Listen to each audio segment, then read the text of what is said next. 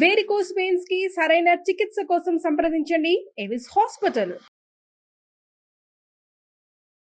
నమస్తే రమ్మగారు. నమస్తే జయ. చందమామ కథ ఏదైనా చెప్తారండి? పూర్వం అట ఓ జమీందార్ గారు ఉండేవారు. జమీందార్ గారు అబ్బాయి పెళ్లి కుదిరిందట. పెళ్లి కుదిరిందని చుట్టుపక్కల వాళ్ళ అందరికీ చెప్పుకుని ఏదో భోజనాలు ఏర్పాటు చేశారు. పెళ్లి కూతురు కోసం చేయించిన నగలు నాణ్యాలు అవన్నీ ప్రదర్శనకు పెట్టారు. అయితే ఒక అద్భుతమైన రత్నహారం చేయించారట. చాలా అద్భుతంగా ఉందట.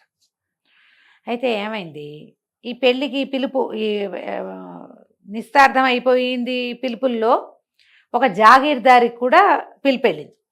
జాగీర్దార్ గారింట్లో ఏదో అక్కరయ్యి వాళ్ళు కొంచెం లేటుగా వచ్చారు.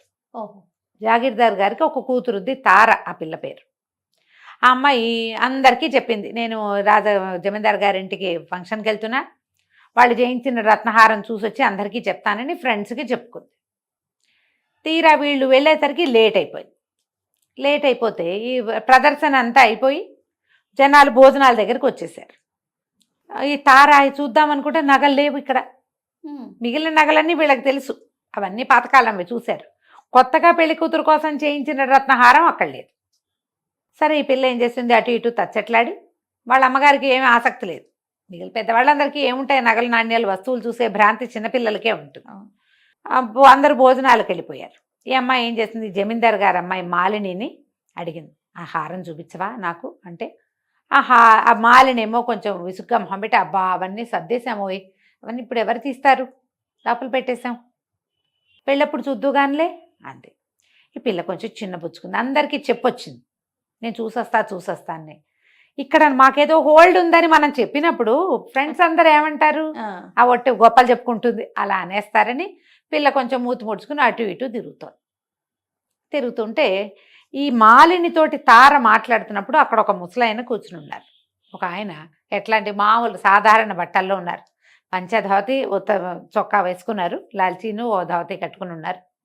సామాన్యం మామూలు బట్టలు, జమీందార్ గారి సైజు లెవెల్ బట్టలు కాదు, పెద్ద ఫంక్షన్ లెవెల్ కూడా ఆయన ఏం పాటించినట్టు లేడు. తల అది తెల్లగా ఉండి మీసాలు అవి తెల్లబడిపోయినాయి, మంచి ఎత్తుగా అజానుబాహుగా ఉన్నాయి. ఆయన ఏమమ్మాయి ఏమిటమ్మా నీ పేరు అని పలకరించి, ఎవరమ్మాయివి, ఏం చదువుకున్నావు, ఇది 4 అడిగి, ఏమిటి హారం చూద్దామని ఉందా నీకు అన్నాడు.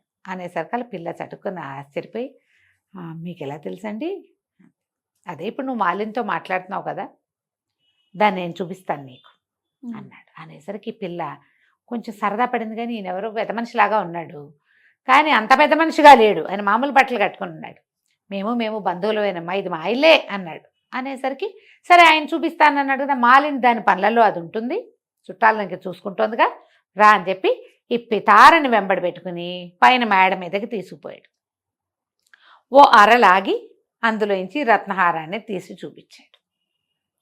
పిల్ల చక్కగా చూసింది, పెద్ద హారం, పచ్చలు కెంపులు పెట్టారు, ముత్యాలు వేళ్లాడుతున్నాయి, ఎంత బాగుందో. ఆయన అన్నాడు, చూసావా నీ ఫ్రెండ్స్కి వర్ణించి చెప్పుకుందు కానీ అని చెప్పి ఏమన్నాడు, నీకు గుర్తుంటుందో ఉండదో, ఉండు ఈ హారం నకలు నీకు గీసిస్తాను అని జేబులోంచి ఒక పేపరు పెన్సిల్ తీశాడు.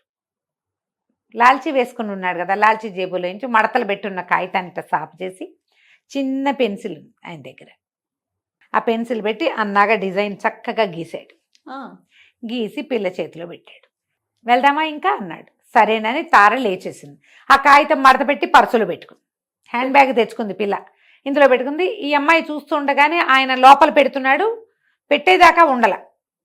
ఆయన లోపల పెడతాను అన్నాడు, అర కూడా లాగాడు, పెడతాడని పిల్ల దిగొచ్చేసి అయిపోయింది. భోజనాలు చేసేశారు. మళ్ళీ ఆ పెద్ద ఆయన పెద్దగా ఈ పిల్లకి కనపడలేదు. ఎవరి దారిన వాళ్ళు ఇంటికి వెళ్ళిపోయారు. ఒక వారం 10 రోజుల తర్వాత జమీందార్ గారి ఇంటి నుంచి వీళ్ళకి కబురు వచ్చింది, తారని తీసుకురండి.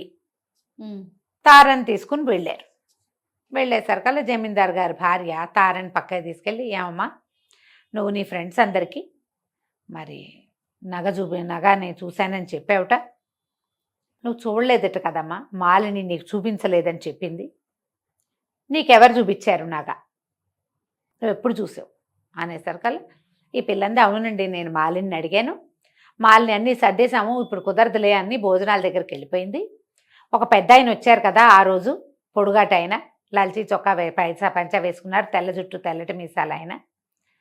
మీ బంధువులేట కదా, ఆయన నన్ను పైకి తీసుకెళ్ళి చూపించారండి అని చెప్పేసరికల్లా ఆ నాగ ఇప్పుడు కనిపించట్లేదు. ఈ పిల్ల నిర్ఘాంతపోయింది.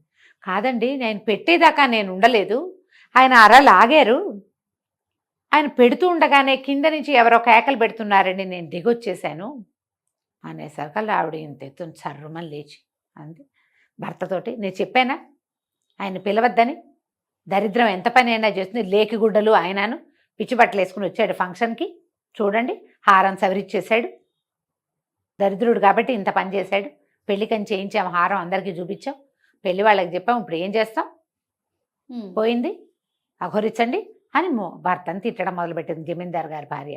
ఈ పిల్ల తెల్లబోయింది.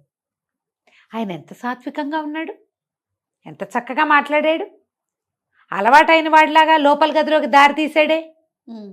ఆయనకు స్పష్టంగా తెలుసు ఆయన దొంగతనం చేస్తాడా, ఆయన దొంగ. ఇప్పుడు ఆయన చూపించాడు, తను చూసింది, ఆయన పెడుతూ ఉండగా పెడతాడని చూసింది, కానీ పెడుతూ ఉండగా పెట్టేశాక తను చూడలే, తను కూడా దొంగ అయింది. వాళ్ళందరూ ఏ పిల్లకేసి అసహ్యంగా చూశారు. జాగీర్దార్ గారు భార్య కొంచెం కూతుర్ని కేకలేస్తారు కదా, అన్నీ వేద ఎంతూసియాసం చూడు నీ నెత్తి మీదకి వచ్చింది. ఆయన పట్టుకుపోయిన వాడు ఆయన బాగానే ఉన్నాడంటే, ఆయన పట్టుకుపోయాడంటే అని కూడా ఈ పిల్లకి నచ్చల. అయ్యో పెద్ద మనిషిలాగా ఉన్నాడే, ఇంత పని చేస్తాడా ఆయన, చేసి ఉండడు, ఇంకేదో జరిగింది. తెల్ల బిక్క మొహం వేసుకుని దొంగతనంలో పాలు పంచుకున్నందుకు ఏం చెయ్యాలో తెలియక ఇంటికి వచ్చేసింది.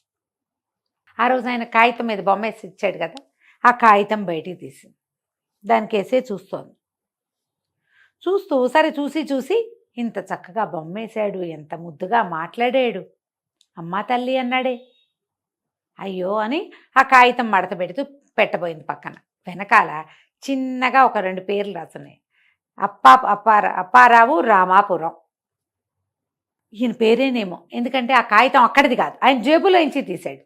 అక్కడి నుంచి ఏం చేసింది, తమ్ముడిని వెంబడి పెట్టుకుని, ఒరే అప్పారావు గారిని వెతుక్కుందాం, ఆ రామాపురం ఎక్కడుందో వెళ్దాం పదని బండి పురమాయించుకుని ఆ బండి వేసుకుని ఆ రామాపురం వెళ్ళింది. అప్పారావు గారిని అడుగుతూ వెళ్ళేసరికల్లా తీరా అప్పారావు గారు వీళ్ళు ఏమనుకుంటున్నారు, ఆయన సింపుల్ బట్టలు వేసుకొచ్చాడు, మనం ముందే చెప్పుకున్నాం, ఆయన దగ్గర ఏమీ లేదు రూపాయి. వాళ్ళకి అదే తెలుసు, దరిద్రం ఎంత పైన చేస్తుందని జమీందారుడి గారు తిట్టిపోస్తూనే ఉంది. మరి అన్నదమ్ముడు పిలవకపోతే ఎలాగే, అందుకని పిలిచానంటున్నాడు ఆయన. తీరా చూస్తే పెద్ద ఇల్లు అయింది.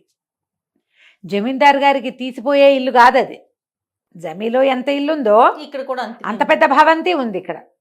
ఈ పిల్లలో వెళ్ళేసరికి ఆయన లోపల నుంచి బయటకు వస్తూ ఈ పిల్లని చూసి ఆశ్చర్యపోయాడు. తారని చూసి, ఏమమ్మా ఇట వచ్చావు అన్నాడు. అనేసరికి, తాతగారు ఆ రోజు మీరు నాకు నగ చూపించారు కదండి, అది పోయిందిటండి, వాళ్ళందరూ మీరే దొంగ అంటున్నారు, మీతో పాటు నన్ను దొంగని చేశారండి అనేసరికి పక్క నవ్వాడు. మా వాళ్ళు నగబోయింది నువ్వే కొట్టేశావని నాకు ఉత్తరం రాశారులే, నేను రాద్దాం అనుకుంటున్నాను, రారా అని అమ్మాయిని లోపల తీసుకెళ్ళి కూర్చోబెట్టాడు. ఆ పిల్ల అడిగింది, ఎందుకండి మీరు అంత పని చేశారని. ఆ ఇంట్లోనే ఉందమ్మా, నేను తీసుకురాలేదు దాన్ని, ఇంత పెద్ద వస్తువు ఎట్లా తెస్తాను ఎవరికి కనపడకుండా, అక్కడే పెట్టా, ఇంకో చోట పెట్టాను అనేసరిగా, ఎందుకండి అలా చేశారు. జమీందారు మా అన్నేనమ్మా, మా ఇంట్లో నాకు తెలిసిన రహస్య ప్రదేశాలు మా అన్న కూడా తెలియవు, మేము ఆస్తులు పంచుకున్నప్పుడు నా వాటాకి ఎక్కువ రాలేదు, జమీ ఆయనకి వెళ్ళింది పెద్దవాడు కాబట్టి నేను బయటకు వచ్చేసాను, నేను ఎట్లా ఉన్నానో వాళ్ళకి తెలీదు, నా గురించి అజాపజా కనుక్కోలేదు, మా వదిన గారికి నా మొహం గిట్టేది కాదు, నేను 14-15 లక్షలు సంపాదించానులే, అక్కడికి రాకుండా రామాపురంలో ఇల్లు వాకిలి ఏర్పరచుకున్నాను, నా వ్యాపారం అవి ఇక్కడే ఉన్నాయి, వ్యవసాయం అంతా కూడా నేను సంపాదించానని కూడా వాళ్ళకి తెలీదు, ఏదో లేమిలో బతుకుతున్నాను, వాళ్ళు ఇచ్చిన పావలా వాటాతోటని వాళ్ళు అనుకుంటున్నారు, నా బట్టలు చూసేనా నా గౌరవం, నేను ఆ ఇంటి తమ్ముడిని కదా, నన్నేం గౌరవించలేదు, బట్టలు గ్రాండ్గా వేసుకొస్తే గౌరవం ఇచ్చేవాళ్ళు, వీళ్ళకి శాస్తి చేయాలని ఆ వస్తువు ఇంకో చోట పెట్టాను, అంతేనమ్మా, పిల్లవాడి పెళ్ళికి దగ్గరకు వస్తుంది కదా, పెళ్ళిని దగ్గర చేసి పలానా చోట నువ్వు చూసుకోపోండి అని ఉత్తరం రాద్దాం అనుకున్నాను, నువ్వు వచ్చావు, పాప అనవసరంగా నా వల్ల నీ మీద నిందబడింది, ఓ పని చేస్తాను, ఎక్కడుందో వాళ్ళకు ఉత్తరం రాయను, ఎక్కడుందో నీకు గీసిస్తా, నువ్వే ఆ వస్తువుని బయటపెట్టు అని చెప్పి ఆ ఇంటి ప్లాన్ లోపల భాగంలో ప్లాన్ గీసి ఇచ్చాడు. ఆయన అలాంటి వాడనమాట. ఆ వస్తువు ఎక్కడుందో గీసిస్తే ఆ పిల్ల అంతా చూసుకుని ఆ గదిలో ఏ అరలో ఏ ప్రాంతంలో ఉందో ఆలోచించి చూసుకుని ఇంటికి వెళ్ళిపోయింది. వెళ్ళి మళ్ళీ జమీందార్ గారింటికి వెళ్ళింది. తండ్రి పర్మిషన్ తీసుకుని ఆవిడతో మాట్లాడి, మీ నగ ఎక్కడికి పోయి ఉండదండి, ఆయన ఏమి తీసుకెళ్లే మనిషి కాదు, ఇంట్లోనే ఉండుంటుంది, నన్ను కొంచెం పరిశోధన చేయనివ్వండి, ఆ రోజు చాలా ఆరలు చూశాను నేను అని చెప్పి ఆ గదిలో లోపలికి వెళ్ళి, లోపల ఆయన చెప్పాడు కదా ఫలానా చోట ఇంకో ఆర ఉందని, ఆ ఆరలాగి అందులో ఇచ్చి వస్తువు తీసుకొచ్చి వెళ్ళి చేతిలో పెట్టి, ఓరిని పొరపాటున ఎట్లాగా పెట్టేశాం, కనపడలేదు అంతే అని అనుకుని జమీందార్ గారు వాళ్ళు అంతా తారని మెచ్చుకున్నారు. తర్వాత పెళ్ళికి ఈయన్ని పిలవల వాళ్ళు, కానీ ఆయనే స్వయంగా పెళ్ళికొచ్చాడు. ఎందుకంటే వస్తువు పోగొట్టాడు, ఏదో చేశాడు అలా అనిపించింది కదా. ఆయనే వచ్చి బోల్డని బహుమతులు కూడా చదివించి తను ఎలాంటి స్థితిలో ఉన్నాడో తెలియజేశాడు. కథ కంచికి మనం ఇంటికి. రైట్. నమస్తే రమ్మగారు. నమస్తే చెయ్యి.